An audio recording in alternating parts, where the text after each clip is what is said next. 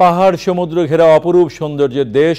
Cricket পর্যটন ছাড়াও ক্যারিবীয় দ্বীপরাষ্ট্র Saint Vincent ও গ্রেনাডিয়ান্সের বিশ্বব্যাপী পরিচিতির অন্যতম বাহন হলিউডের blockbuster serial movie pirates of the ক্যারিবিয়ান্সের সৌজন্যে।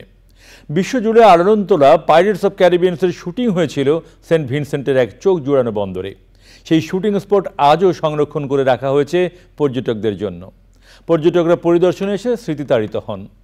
রিপোর্টে আরও জানাচ্ছেন Saidur Rahman Shamim.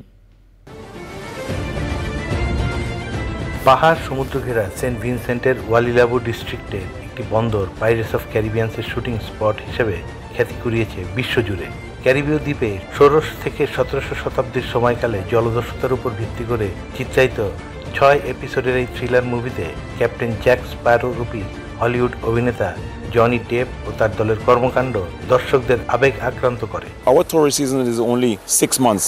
6 months on, 6 months off. This is not the tourist season right now, but the site is still open because they normally have a restaurant that runs here 24 hours. So you can always come to the restaurant, have lunch, dinner, or if you want to just see the sights. Saint Vincent সরকার pirates of ক্যারিবিয়ান্সের shooting spot এবং set সংরক্ষণ করে আকর্ষণীয় পর্যটন কেন্দ্রে পরিণত করেছেন। স্পটে প্রবেশের পথে ক্যাপ্টেন জ্যাক স্প্যারোর প্রতিকৃতি ও ছবি স্বাগত জানাতে প্রস্তুত।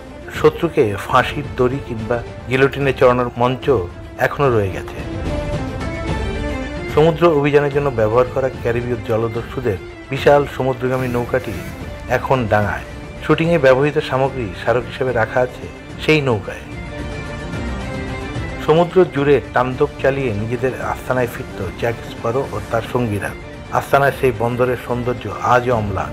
নিজেদের আস্তানায় প্রতিরক্ষায় সারি সারি সাজানো কামান দর্শকদের ফিরিয়ে নিয়ে যায় অতীত স্মৃতিচারণায়। পর্যটকদের জন্য বানানো রেস্তোরাঁয় পাইরেটস অফ ক্যারিবিয়ান্সের আবহ উপস্থিত। এই পর্যটন স্পট পুরো পৃথিবীর কাছে ক্যারিবীয় দ্বীপরাষ্ট্র সেন্ট ভিনসেন্টের পর্যটন আকর্ষণ আরও বাড়িয়েছে। Saidur Rahman Shamim, channel I, Saint Vincent, West Indies.